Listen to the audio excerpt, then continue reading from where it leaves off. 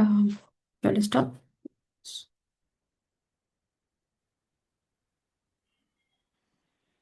I think Um, we can. Very good evening to everyone. So, first of all, welcome to the introductory session of the course Fundamentals of Digital System Design, the first course of our specialization in building your own CPU. I'm Udara and I'll be your course coordinator for this couple of weeks. So this session today will be an introductory session, not going deep down, but mostly for all those who have registered as well as those who are still wondering and looking for more information before registering. So in this session, we'll give you a glimpse of which content we'll be covering in the course, your basic organizational matters, and an idea into the industry or the area of digital designing which you are going to step into. And for that, this is the agenda that we have planned for you today. So we have two speakers today who will be covering two key aspects of digital designing, and afterwards I'll give you an overview of the course content and the other organizational matters, and you can always ask your questions through the Zoom chat, and we will answer your questions. So let's dive into the first keynote speaker. So, first of all, we have a key personality who has been instrumental in bringing down these deep technologies to our Sri Lankan undergraduates, Dr. Subodha Charles, who will give you a small introduction about this domain and what you can expect in this field and what's happening in the industry. So, Dr. Subodha, over to you. Thanks for the intro, Udara. I hope I'm loud and clear and you can get the audio and video both without any issues. Thanks all for joining on a weekend evening. I know you have many other things, but you chose to spend time listening to what we have to say. So I appreciate your commitment. It's actually encouraging to see people joining these courses year after year. We've been doing this for a while now through SkillSurf for about 4 years, if I'm not mistaken. And you guys are not the first group of students to go through the fundamentals of digital system design course. We've had previous classes, so it's like a very matured course right now, but still a beginners level course that will set the stage for you to learn more things around the IC design aspects of things, right? So what we will be covering in the module, Udara will discuss with you in a brief while. So my objective is to kind of set the stage where things are when you look at the IC design industry in Sri Lanka and mainly the motivation behind us doing it. A brief intro about myself. I I cannot say I am anymore. I'm a former senior lecturer at the Electronics and Telecom Engineering Department at the University of Moratuwa. I stepped down from it to completely focus on some of my entrepreneurial ventures. So I'm currently serving as the group chairman of C and CEO of Pearl Cluster. I graduated from the same department, ENTC, at University of Moratuwa. And for my master's and PhD, I moved to University of Florida in the US. My area was hardware security. So I did a couple of internships at Intel and also at Zone 24/7 when I was doing my bachelor's, and the Intel one was when I was doing a postgrad and came back to Sri Lanka. Got a position as senior lecturer at ENTC, and recently, like 2 months ago, stepped down from it, as I mentioned earlier, to completely focus on some of the startups that I'm working with. So that's about me.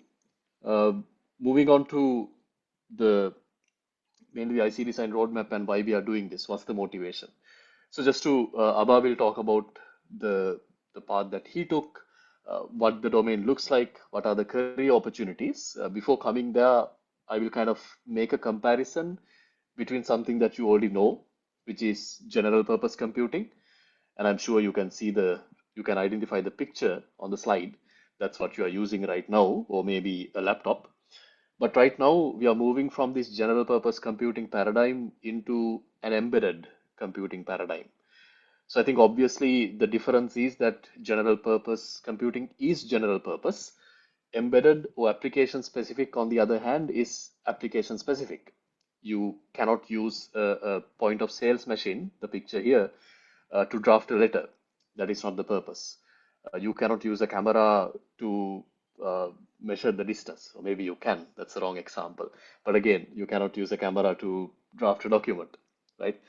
So these are application specific. But if you look at a general purpose computer, for example, if you set up a webcam, you can take a picture.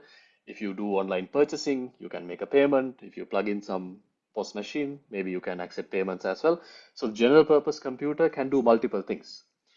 But now, when first computers came to the picture, they were huge, occupied the entire room. But now we are getting smaller and smaller. In this shift from the general purpose into application specific computing, there is a huge demand for people who can design these systems. That's why we need more people working in these hardware aspects, not only the application layer, not only AI, not only software. We need people who can design these systems. So that is one critical part, or one critical part of the motivation why we are doing these courses, especially focusing on the hardware and the design aspects. When you look at the global supply chain, there are many players, they create value and they capture that value. I'm sure you've heard of Intel, Nvidia, Apple, Google has their own set of phones now, and there are many players in the market. When you look at the IC design aspect, there are some companies who own plants that can fabricate these chips because fabricating a chip is not a cheap thing to do. It costs millions and billions of dollars. Intel is one such company who has their own fabs, and I'm sure you heard of companies like TSMC, the Taiwan Semiconductor Manufacturing Company, that takes designs and they do the fabrication. So NVIDIA has been a close partner. I mean, all the NVIDIA chips are pretty much manufactured there. So this entire ecosystem is huge. And I'm sure you know that the most valuable company in the world right now is NVIDIA. So how did they get there? We'll talk about that. When you compare the global setup to local, the numbers are not that good. We are mainly focused as a country on the software development side. And there are IT BPO services that we offer. But what can we do in hardware? We cannot really blame people looking at the software side of things because that's less infrastructure heavy. You can learn something quickly. And now, especially with the rise of AI, generative AI, many people can use those tools. ChatGPT is there, there's Claude Code. These tools can be used to develop something very fast. So these days we talk about vibe coding, all these AI tools, and now everybody's hyped up about OpenClaw, these agentic systems, personal assistants. So that's the hype. But when you look closer into this hype, the biggest winner out of all this has been NVIDIA. So the graph shows the revenue of NVIDIA from 2021 until this year. You can see the business was approximately a few $1 billion, right? But now it's way ahead. Now it's $1 trillion company. So this growth was fueled by AI because NVIDIA provides the fundamental building block to run any AI system. To train, to make inferences, you need the NVIDIA chips, the GPUs, right? So you can see, I'm not sure whether the colors are very visible for you when you're looking at the screen, but the dark green shows their data center business and the light green shows their gaming business. If you were growing up in the 1990s or the 2000s, I'm sure if you are a gamer, you would have loved to have a NVIDIA GPU, right? So that used to be a major part of their revenue, but now that is not the case. Almost all of their revenue, about more than 90%, comes from the data center business, as you can see, right? So you can see the shift and why hardware matters in the age of AI. And more importantly, when you move from that general purpose into the application specific domain, you can see the expertise being very valuable in this area, right? So there are companies in Sri Lanka who are doing design services. I mentioned that developing a manufacturing plant or a fabrication setup is very expensive. But even if you don't have that money, we can provide design services from a country like Sri Lanka. So there are success stories as well. We'll come to that. So what can we do to develop Sri Lanka's IC design industry? These are pictures from a slide deck done by Dr. Jayasinghe. So I'm not going to go into this slide deck, but to draw a comparison based on where we are right now as a country, we are heavily dependent on the services sector. If you look at the top exports of Sri Lanka, tea is number one, and then number two is the apparel sector. Rubber plays a major role. Within all this, high-tech exports are very, very small. But if you look at the newly industrialized countries, that's what NIE stands for, you can see their product sector revenue. You look at, well, the common example is Singapore. You look at that and the services sector, it's more than double, right? But Sri Lanka is very close to each other. We are a services heavy industry, and even if you look at products, these are not high tech. So, can we change this? Not saying that tea export is bad. Of course, it should happen. We should grow that. But as technologists, as engineers, can we contribute more high value, high tech products that can be services that we provide for the IC design industry, for the software industry, all of these things combined. When you look at the global software services market, there is a general consensus or a perception that Sri Lanka provides the tough problems to solve, Sri Lanka can solve. If the software that needs to be developed is complicated, multiple moving elements to it. So we've built a reputation as a country that in the software domain, we are like the island of ingenuity. That's what the board of investors are promoting, right? So why can't we be the same for the IC design industry? That's the push that we are giving. We started this work as a part of University of Moratuwa because we get as the University of Moratuwa for the electronics and telecom department, we get 100 students every year. Is that enough? That is clearly not enough. The 100 students is for the electronics and telecom department, and within those 100, people do robotics, they do things like PCB design, the core firmware development, the electronic circuit design aspects of it, and we people do machine learning, computer vision, and among all these things, a handful number of people go into something like IC design. So that's clearly not enough. If a new company is coming to Sri Lanka, they will obviously look at what is our manpower, right? Because they will ask how many people with skill can you provide. So it's a chicken and egg problem. If you don't have the industry, people don't work in those areas. If there are not enough people to work in those areas, new companies will not come in. So that's the problem. But recently, we've had some success stories, especially with the establishment of Synopsys in Sri Lanka.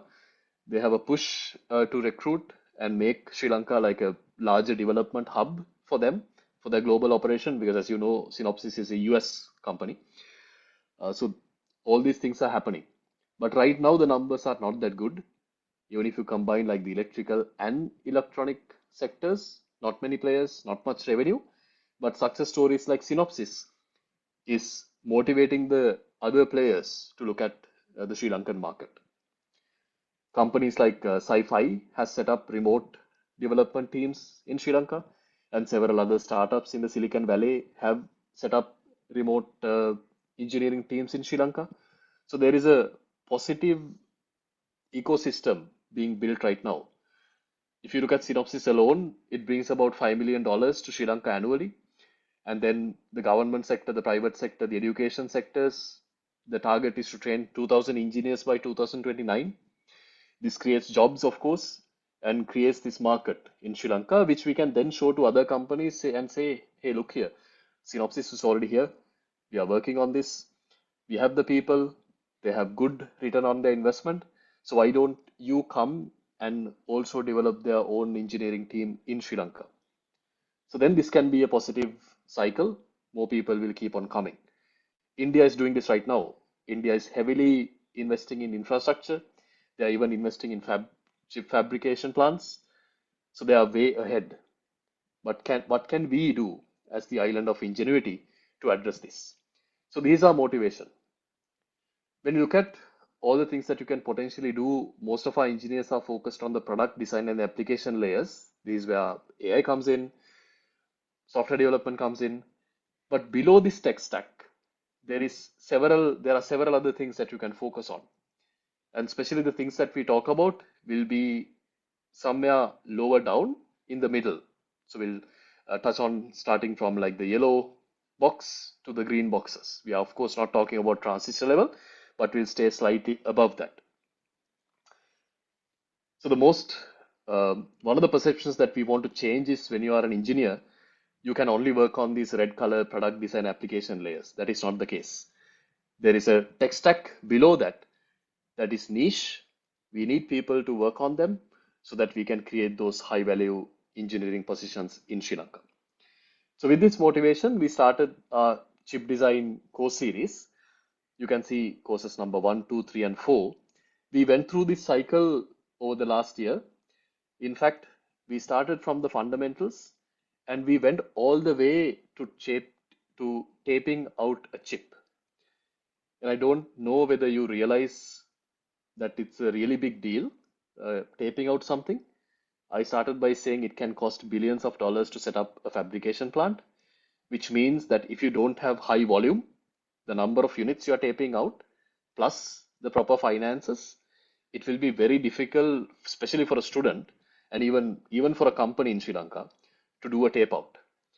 But now chip design has been democratized, not by our courses, of course, but the global industry. They have methods of sharing the same wafer, the same chip manufacturing infrastructure to tape out even a lesser quantity of chips, and the price is manageable. So what happened over the last year when we did the first cycle of courses is that we got grant funding from different entities, including IEEE, that's the Institute of Electrical and Electronics Engineers. So we managed to heavily subsidize the cost of delivering the course and also the cost of taping out. So we plan on doing something similar. Of course, I'm not saying that IEEE will put in more money, but we'll look at how can we subsidize the cost of taping out a chip for this batch of students as well. Synopsys has generously agreed to give their tools, which are again millions of dollars if you are to buy licenses, but they have given those licenses free of charge to University of Moratuwa. So we'll through that partnership, we'll see how we can get those access to you as well. So I'm not saying that those tools are important for every one of these courses, especially for the fundamentals course. We don't really need those tools. But when we come to courses number 2, 3, and 4, there are elements of that we can make use of. So the first course, which is what you are here for today, the Fundamentals of Digital System Design course, is where you are getting started. This will take you from the knowledge that you have right now to the level of you doing some basic digital systems, not very complicated, something simple that you can manage even if you are an absolute beginner. Once you have that knowledge, we'll go to the second, third, and the fourth courses, finishing with advanced concepts. So this is the idea of our course series, and eventually we'll use these tools to tape out your own chip. So imagine having your own design on a chip and you are holding that chip. If you're not a fan of IC design, you might be like, it's the same as me holding my mobile phone. So what's the big deal? If you put in the time and effort, and you will actually realize what the big deal is. So we invite all of you to go through this process, learn these skills, go from knowing absolutely nothing about chip design to having your own chip, the taped out chip in your hand. So that is our objective when delivering these courses. So like I said, this can be done by absolute beginners in the domain. You don't have to have that information. So we'll walk you through step by step about what you need to do. So our teaching philosophy has always been giving you the necessary skills through lectures, giving you hands-on work. So then you apply those skills. Then the industry exposure, of course, but the first two elements, it's a cycle. You get the skills, you apply it, you don't know some things, you go back and learn, you apply again. So you go through this cycle, right? So there are many elements to it that you should learn. Even mathematics are included.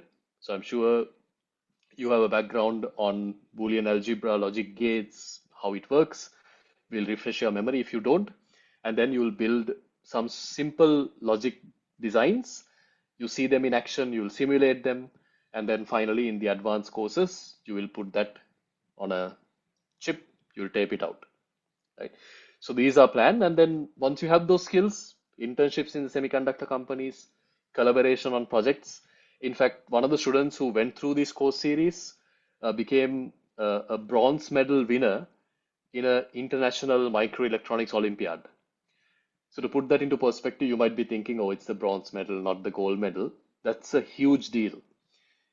Competing with the entire world and getting a bronze medal in a microelectronics Olympiad is not a simple thing. In fact, that very rarely happened. I think for the microelectronics Olympiad, this is the first time in the history that a student who completed that, a student who competed in that competition from Sri Lanka got a bronze medal. So these are success stories, of course. And again, I'm not saying that everybody will win bronze at the microelectronics Olympiad. That's not the point. You will get the skills, and what you do with it, it's up to you. Whether it's an internship, projects, or competing in an Olympiad or something else, right? So it's up to you. But what we can guarantee is through the iteration between skill development and hands-on work, you will be very proficient in the domain of IC design by the end of these courses. So I invite all of you to experience this, go through our learning journey together. With that, I'll hand it over to Abarajithan to tell his story, the path in digital design, and how this fits together in the industry. What are the career pathways? What are the things that you can do in a bit more specific details? So, Abba, over to you. Right. Okay, sir. Let me share my screen.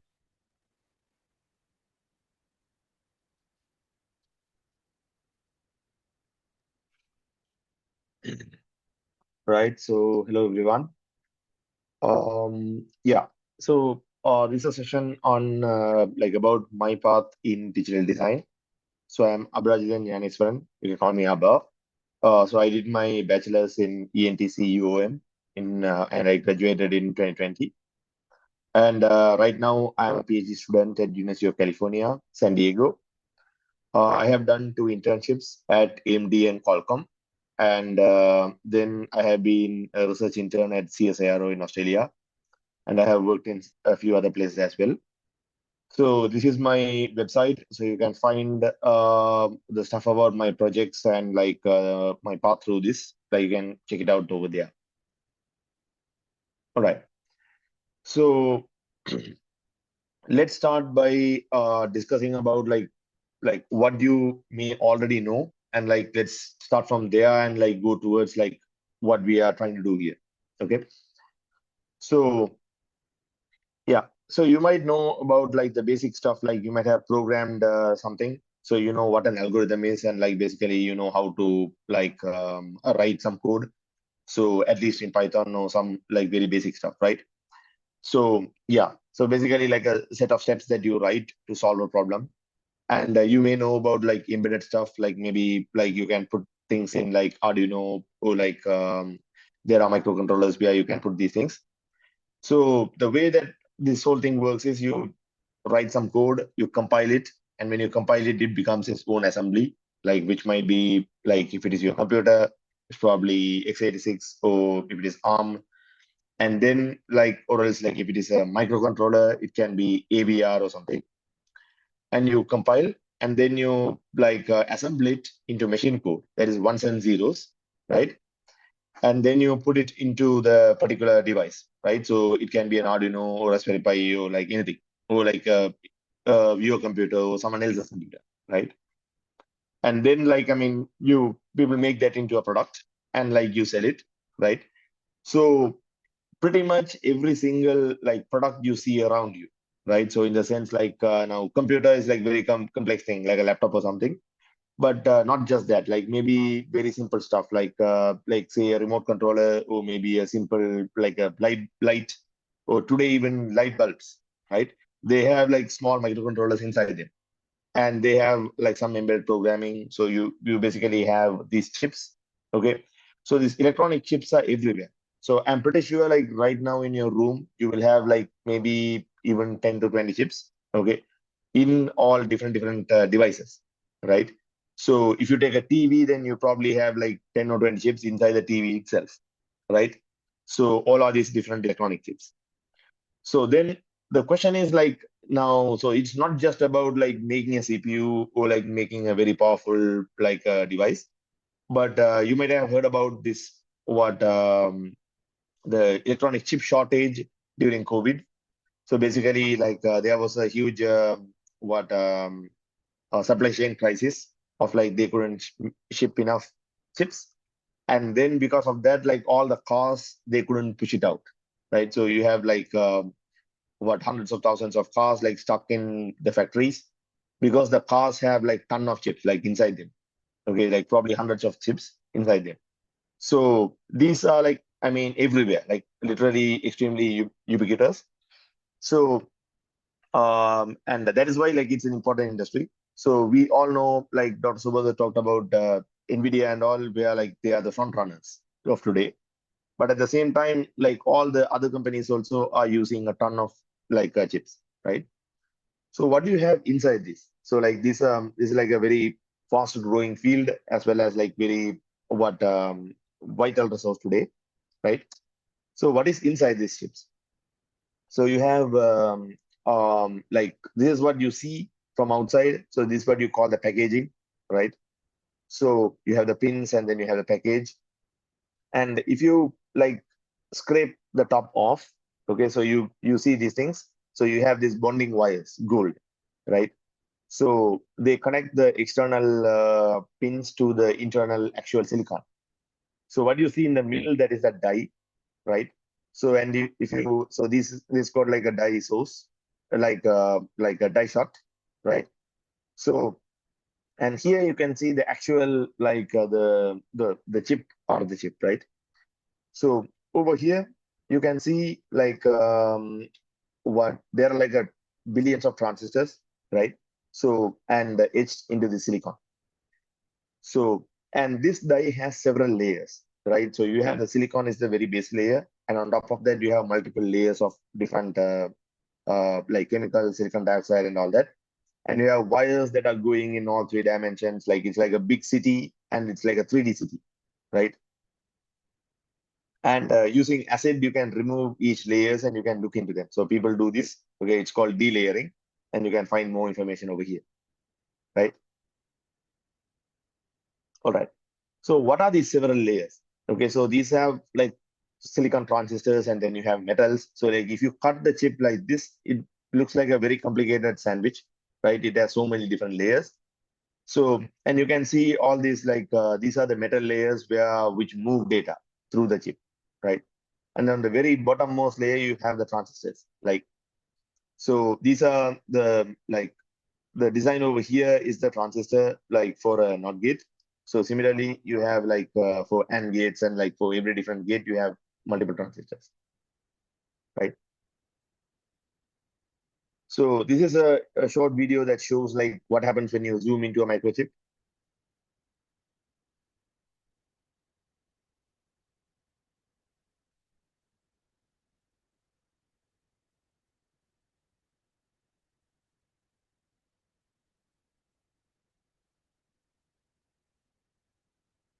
Okay, so this is the electron layer. Like this is the very topmost layer that I talked about. And once you zoom like deeper, you can see all the connections and you can see all the like very minute transistors, right? So, and there are like billions of them.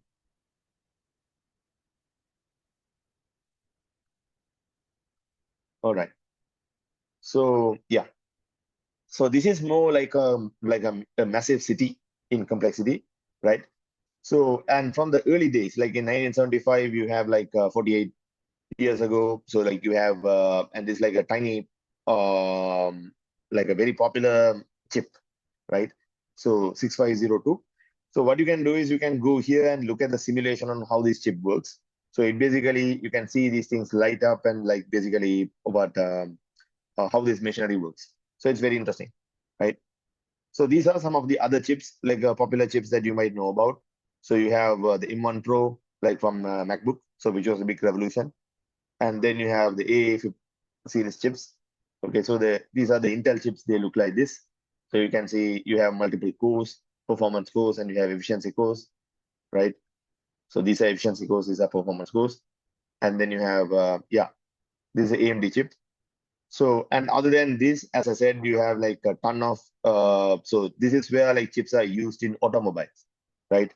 So in the powertrain, in the like chassis, in networking. So basically like in a single car, you have a ton of chips used in all these places inside the car, right? So this is like an extremely important field, and like it is like, it keeps going up and up and up. So what are the careers in this field? Like in the sense, what jobs can you do?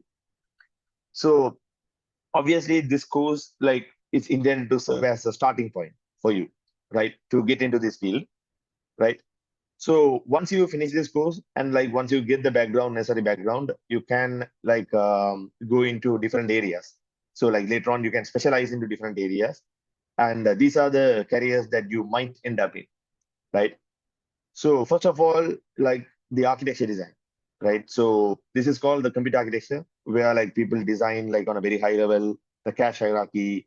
So and basically how much the L1 cache, how much the L2 cache should have. Okay, and then what kind of branch predictor should have. So this is like a very high level view of like how to build a CPU for a particular trade-off, so a particular like power performance area characteristics, right? So this is the architecture.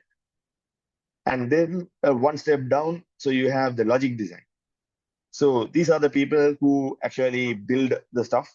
So they write RTL, they write design. So we just like in this course, you will be basically learning this, right? The logic design part. So they'll be writing branch predictors, or they'll be writing cache controllers, stuff like that, right? And the skills that you need in this particular level are system Verilog or VHDL. So these are all HDL languages. Okay. And so system Verilog is the most common industry standard language. So that's what you will learn in this course. Right. And then you go one step down and you have physical design. Right. So physical design includes synthesis and place and run. So once you write the logic, so like when you have some branch predictor or something, you write it in a very high level language, right? High level language, like Verilog. And then the tool will take that, like your tool is a software, like basically Synopsys software will take it, and it will create like something called the netlist, and then later on it will create the masks that will create the chip that you saw earlier, right? So the tool will convert your high level, say, Verilog code into the actual transistors design, right? They will put together multiple transistor based cells, and then like it will basically create that.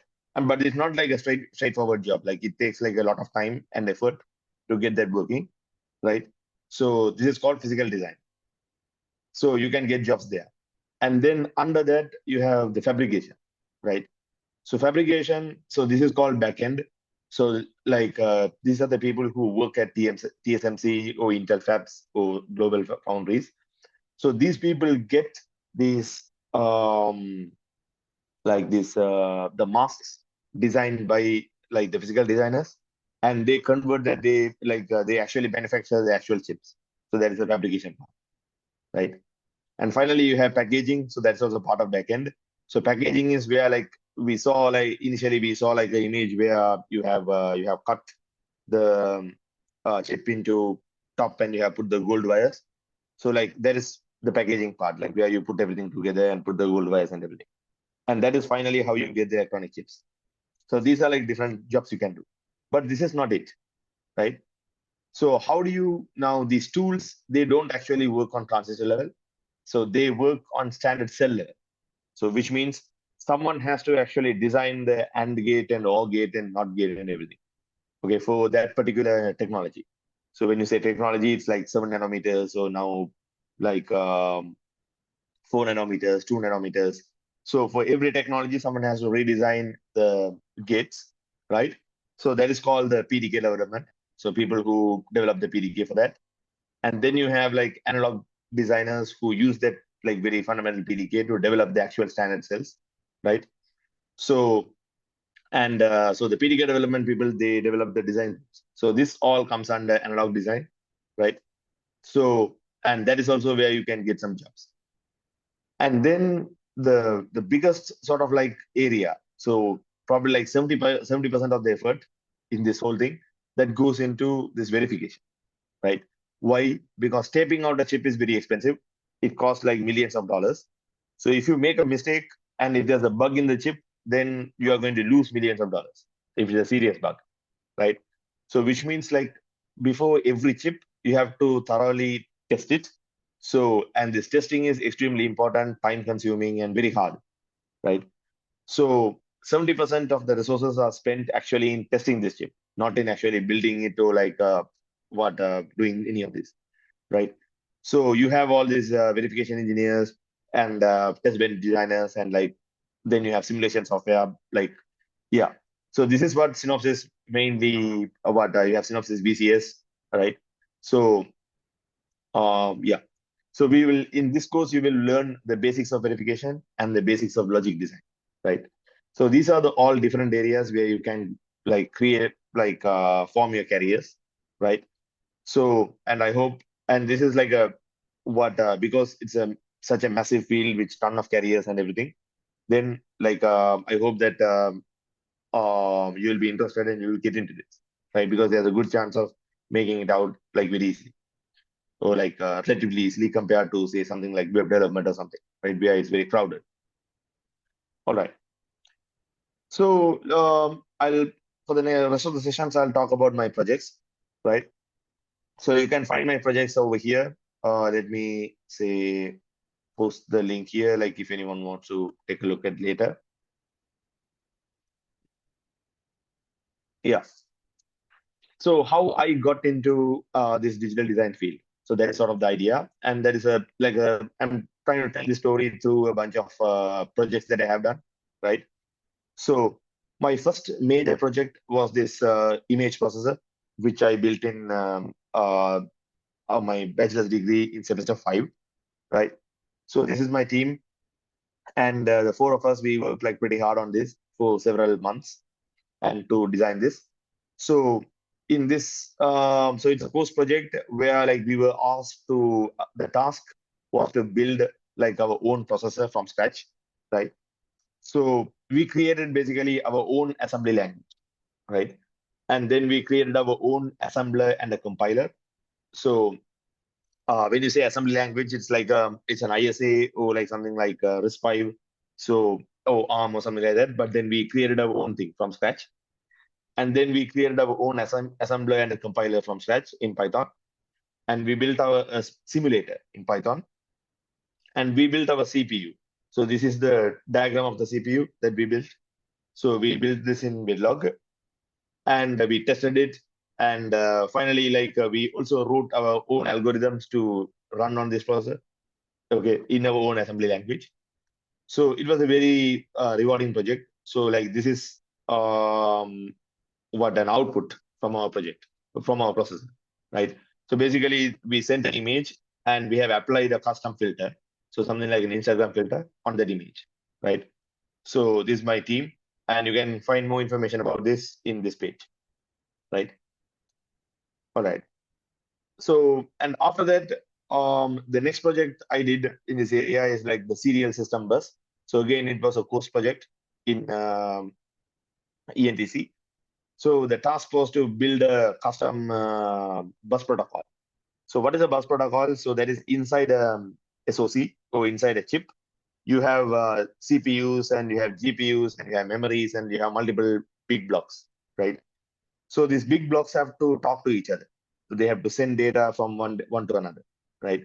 So the way they do that is through a bus. So like there is a shared a set of shared wires, and they have a protocol. So that is like agreed upon way to talk. So like when do you say like I mean you raise some signal and then you put the data in the data bus. So then the other one knows that you are putting the data. So stuff like that, right? So we had to build our own bus. So we built our own custom protocol for this. So we designed our own custom protocol. We have multiple masters, multiple slaves, and we had like some features like arbitration, priority arbitration. Then you have like split transactions, a bunch of stuff. And we also had a connection to an external bus control.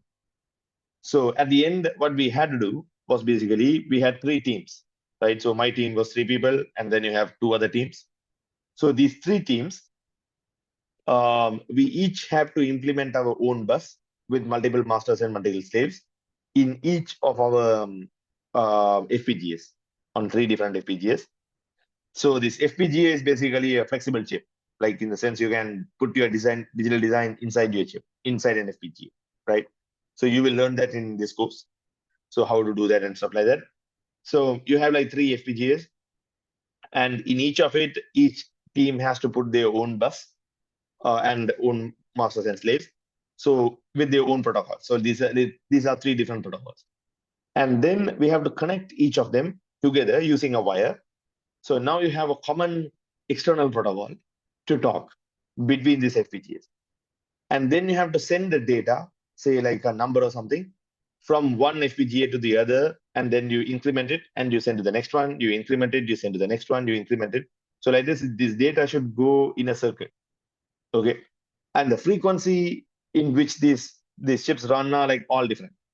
So they have to run at different frequencies. So this protocol should handle all of that, right? So, and it was a very interesting project, and it actually worked. So at the end, so we had this number that going around and incrementing. Okay, so you were very happy about it. So and so this is something that it was a very interesting project, right? So and then we have like my final year project that was vision-based traffic control, right? So the idea is basically sort of now you might see in Sri Lanka the traffic lights are often not adaptive. So which means like they have fixed timings.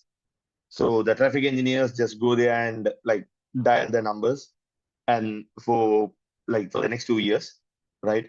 So and then like over the time, basically like I mean the numbers sort of stay constant, or like I think like there are this day and night differences, stuff like that. But it's mostly is not adaptive. So which means like if there's like when there's traffic, a lot of traffic in one direction, it doesn't like let the traffic to go. It will just wait for the traffic to clear. But like I mean, wait for the certain amount of time. So the question is, can you make this more adaptive? So how can you? What is the best way of making it adaptive? So the idea that we proposed was like an FPGA-based solution, like which is vision-based traffic control. So the idea is like you place these cameras in these locations, and you take videos, like continuous videos. So we collected some data sets like that, and then we like tagged them, and we trained some like a model, an object detection model. It's YOLO V2, and this YOLO V2 like it will, and we added some custom classes like motorbikes and 3-wheelers for Sri Lanka. So we added these classes. So now like it detects stuff like these boxes, and then we do the tracking. So you let this what you track it over the frames, right? So we know this particular vehicle is going this way, and we know this vehicle is turning this side, or this vehicle is turning that side, or whether it's turning straight or stuff like that, right? So in Sri Lanka, people don't follow the lanes, so which means like this vehicle can also turn like that. So we are able to measure that, and then based on that, like we can count how much vehicle is going in every direction. So, and from that count, we can adjust these traffic times, right? We came up with an algorithm to adjust the traffic times. So that is this project. And then where is the digital design part? So now the thing is like you can do this on a GPU or something, but then you can't put a GPU in every junction in Sri Lanka, right? So, but you can put an FPGA. Why? Because the FPGA chips themselves are very cheap, right? So you can make a product out of the chips. So the FPGA is like a pretty good solution for that. So we implemented our own accelerator on FPGA to run this model, right, and to make these predictions. So these are the stuff that we did, and it was a very interesting project. And we did a lot of stuff on traffic side, on AI side, and on like digital design side, everything. So you can check out this particular post for more details on this. Okay. All right. So now this is more of my like a hobby project, but I have been using this for a bunch of my research work, and then we'll be doing a workshop on this as well. So this is an axis stream systolic array, right? So what is a systolic array? A systolic array is a very like a simple, and it's an old concept. In a sense, it's from 1980s.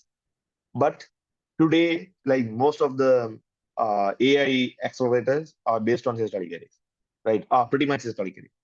So you have what say Google TPU is a systolic array. So version 1, 2, 3, and all, and then I think the Amazon ones and like some other lot of other things are also systolic array.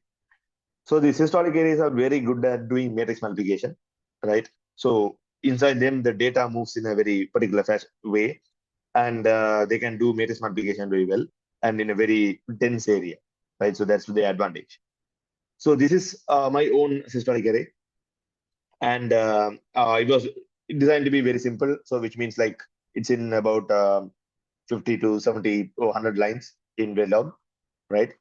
And but then it is parameterized, so you can have any size of systolic array. You can have a 32 by 32, you can have 8 by 8, or like different sizes, right? So, and this has axis stream protocol. So this works with axis stream protocol. So axis stream is a very popular, like it's a subset of the axis protocol. So actually is the default protocol in all your phones and all your like Apple laptops and basically Android phones, Apple phones, everything, right? So it's a so as I said, the protocol is something inside your chip. So how does the GPU and the CPU and everything talk with each other? That is a protocol, bus protocol, right? So Axis is the most common, most popular bus protocol, and Axis Stream is a subset of it. So then by making this systolic array Axis Stream, I was able to use a lot of IPs, like open source designs people have made. So these DMAs and adapters, all these blue things and these green things. So and this interconnect. So all of these are like open source designs, which I was able to just plug and play, right? So only this orange thing is like what I wrote. So and so this was more of like a SOC integration project. So basically, how do you put a different bunch of things together, and then how do you write firmware and how do you control it, right? So how do you start and stop this array? So how do you start and stop these different things? So how I wrote my own register bank inside this, and then how does this like this C firmware, the like your actual software that runs on the CPU. So how does it talk to this DMA and like back and forth, right? So how do you control this historically? So and then I integrated this with ARM CPUs in the Zinc FPGAs and in RISC-V CPUs in IBEX processors. This is an open source processor subsystem. So I did that, and I built some co-verification methodologies like for this called Firebridge. So I have some information on my blog. You can look at that. And right now I'm working on formal verification. So this is again a very interesting area. So like, I mean, we use Verilog for this again. So it's a fascinating language, Verilog. So informal verification means like you mathematically prove that this design is flawless, right? So it's a very, like, I mean, as you can understand, it's very fascinating. And like, it is pretty hard for big designs. So the question is, how can you make it scalable, right? Like, so that's something that I'm looking at as part of my PhD, right? So, all right. So like, we'll be doing a seminar on this, like in April. So for that, like, follow our channels, like, and you might get like our links and promo material on that. And you join that. Yeah, I will explain how I build this and how all of these work together and stuff like that. So it might be interesting for you. All right. So these are my PhD projects. So I'm not going to go into detail because there's like a lot of stuff over there, and that is beyond the scope of like what we are doing here. So the first one is sort of like a framework to implement some deep neural networks on FPGAs and in ASICs. So this is for like intended for physics people to put some models in their Large Hadron Collider, or like, I mean, so you have this physics experiments, right? So for this, like I had Python front end, system Verilog, like Python front end to train, define, and train models, and then system Verilog based design accelerator to accelerate this. And I have some C firmware which works closely with the accelerator back and forth. So I have this verification system that I designed to work how to verify this firmware without actually putting it on FPGA. And then like how do you actually put it on FPGA and like some AC, what AC flows. So it has like a bunch of these things together. So that is one. So the stuff that I am looking into now is basically XE protocol. And so like how do you make XE secure? So XE has some, in the sense, there are like a bunch of IPs that break XE protocol and in different ways. And that is a security vulnerability, right? So the question is, can you make it safer and more secure? So in the sense like, so we are looking into solutions like hardware fuzzing. So there is one. And then you have some stuff like formally verified formal verification VIPs to make sure like this your designs are fully XA compliant. So these are some stuff that I'm looking into these days. So you can again find more information on my blog about each of these projects, right? So yeah, so I think that's it for my session. So I'll let Udara continue the course intro. Thank you. Thank you so much, everyone. Right. Thank you so much, both of you. So I think it's very inspiring to hear like your stories and about the industry and what opportunities lies ahead. So I hope all of you got some really good insights into what kind of opportunities are out there and what we can do with this knowledge. So in the last part of the session, I will share with you what we are planning on covering in this course. So I'm pretty sure you're wondering, like, can we actually build this level of systems, these sophisticated systems? But of course you can, and that's why we are laying the foundation through this course to start from scratch and start building your own CPUs. So just oops, okay, just a quick introduction about myself since I'll be working with you for the next couple of weeks. I'm a MSc student here in Germany, studying microelectronics, and I'm also a graduate from ENTC, University of Murudua, and I'm a former electronics engineer at Paracom Technologies, working for the sci-fi team. So first of all, before going into the course introduction, since you already heard a little bit about the industry and about this digital circuit design domain, I would like to let you take up your mobile phones and scan this QR code and answer this question. So let me enable it.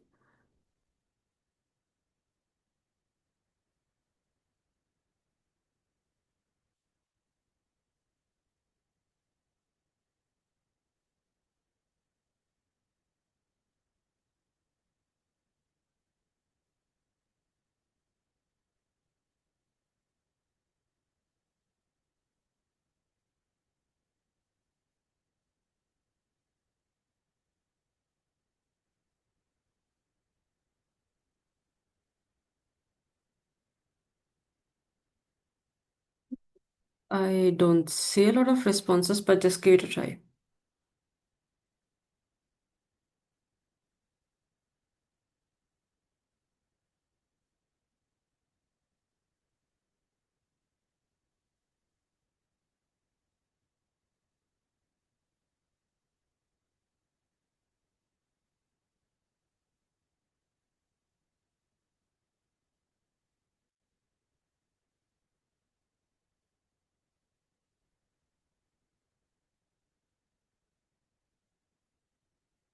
Yeah.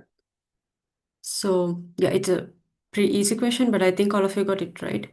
So logic gates are indeed the building block of digital circuits, and that's what we are going to cover in our first session. So let me get back to the course outline.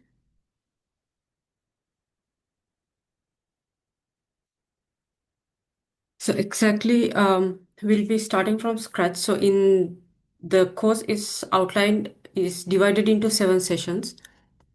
And in the very first session, which we are planning on starting on 29th, we will start from the very basics of explaining of what digital and analog signals are, what are the common use, like the binary arithmetics, conversions, and then about the very basic logic gates.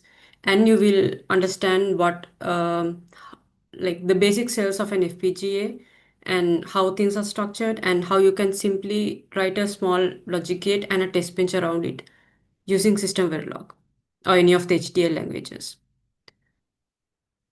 And on the second session, we will be moving on to one of the key branches of digital designing, which is combinational circuits. So on this, we will be covering like basic developing on top of the logic gates that you already designed in the first session. We will move on to designing a bit more complex circuits where involving adders, encoders, decoders, muxes, and demuxes. So these words looks a bit more scary, but once you get into it, it gets really fun. So, and at the end of the session, we'll release the first assignment, which of course you will be using these combinational circuits that you are designing in the course, and you'll design a small system based on these. And the third session will be on sequential logic, the second part of the digital circuit designing, where we will cover the difference between latches, flip-flops, and their synchronous and synchronous logics.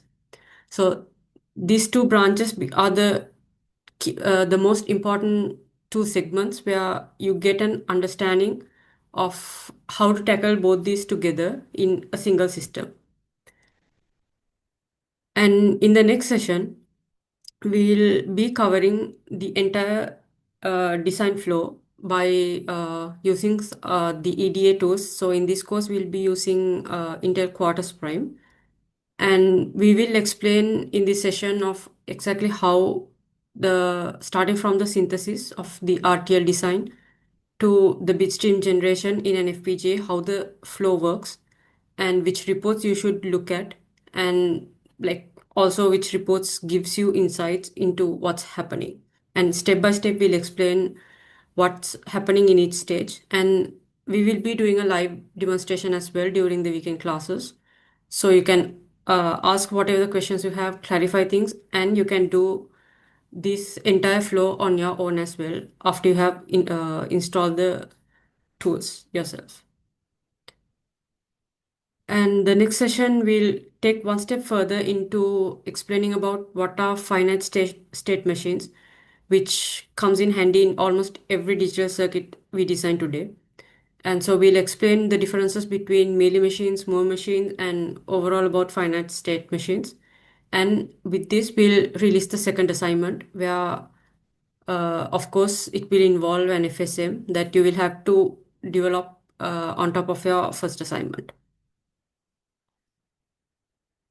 The next session will be a small one which covers counters and the intermodule communication.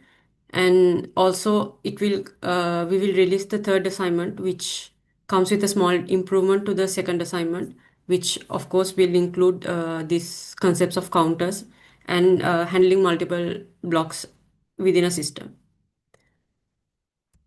And the last segment will be that we will go into analyzing the entire system and like analyzing the critical path and looking at a overall hierarchical design. So, and we will be releasing the fourth and the final assignment during this session.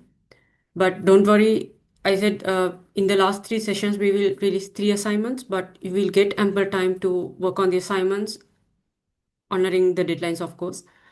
But you can work on your own time and ask questions, clarify doubts, and take it at your own pace. So this is a overview of what we are going to cover in this session, and I will show you what the assignments are as well.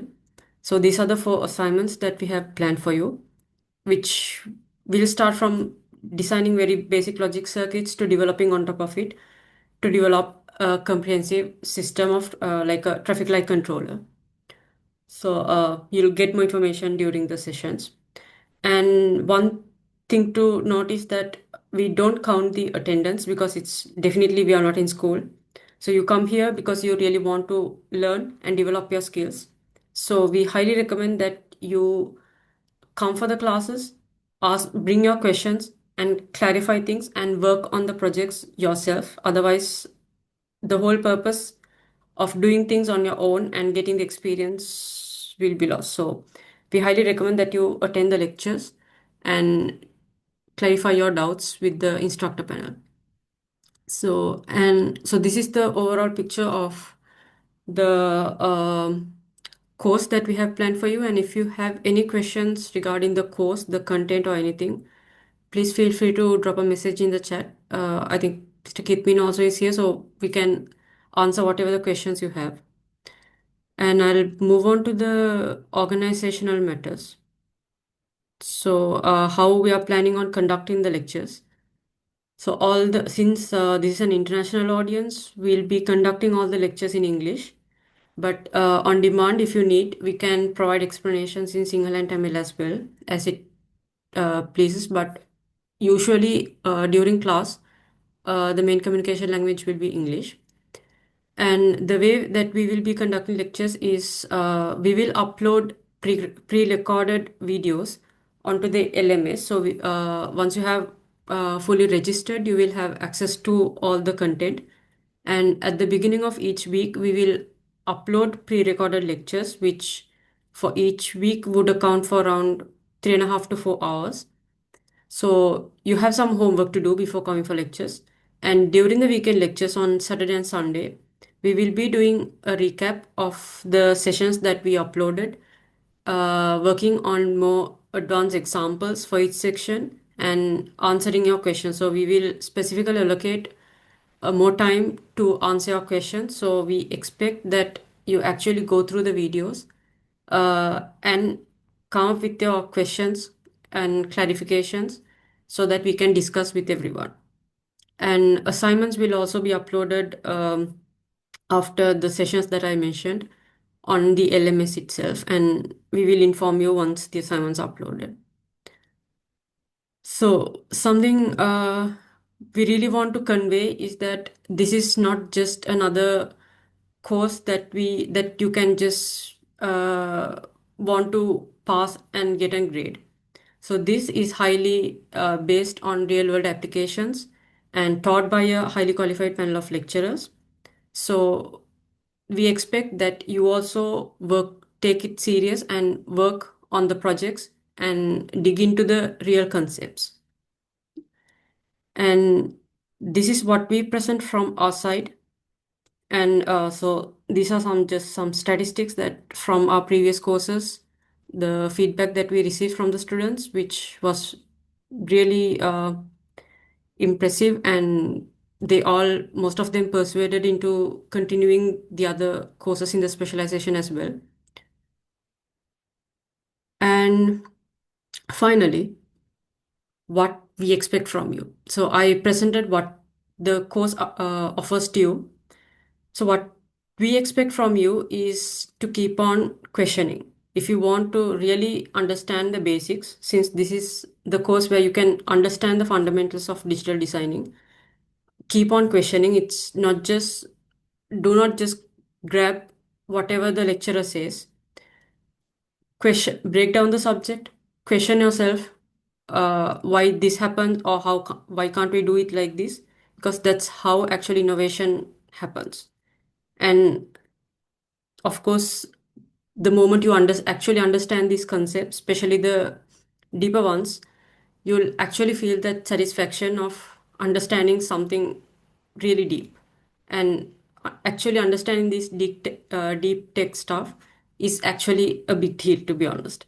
So what we what we expect from you is to go through the material and keep on asking questions yourself and always come up with questions.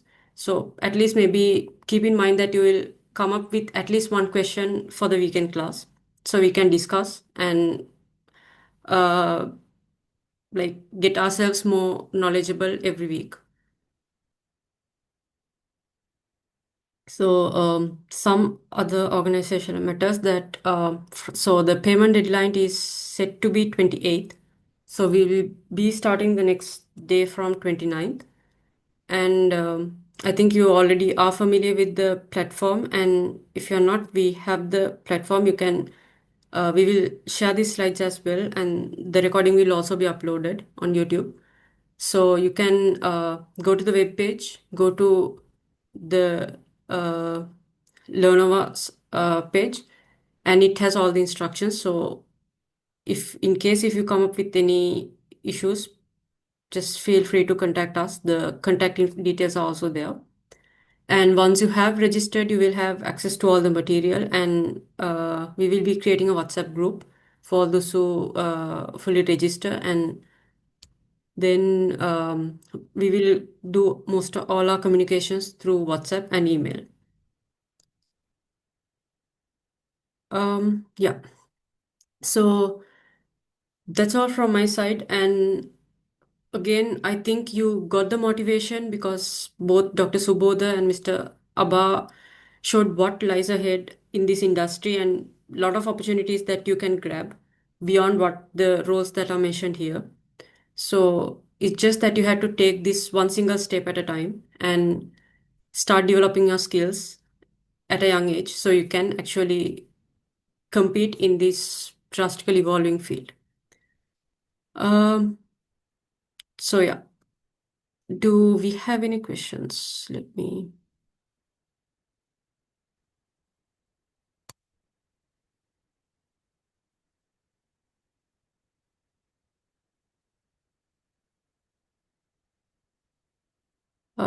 Yeah, there's one question. Is it possible to enroll now? Yes, of course. The enrollments are open and till end of next week. So I think we can stop sharing and I will post the link here so that you can take it.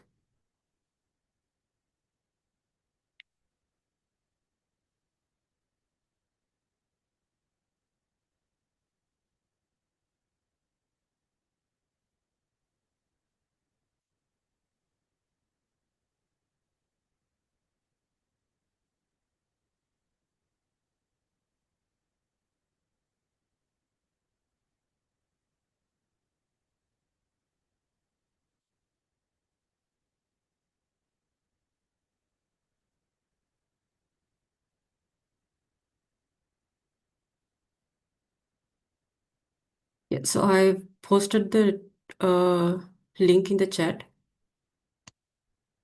So you can go there and register yourself. And in case if you come across any issues, the contact details are email and the mobile numbers are all also available in the web page.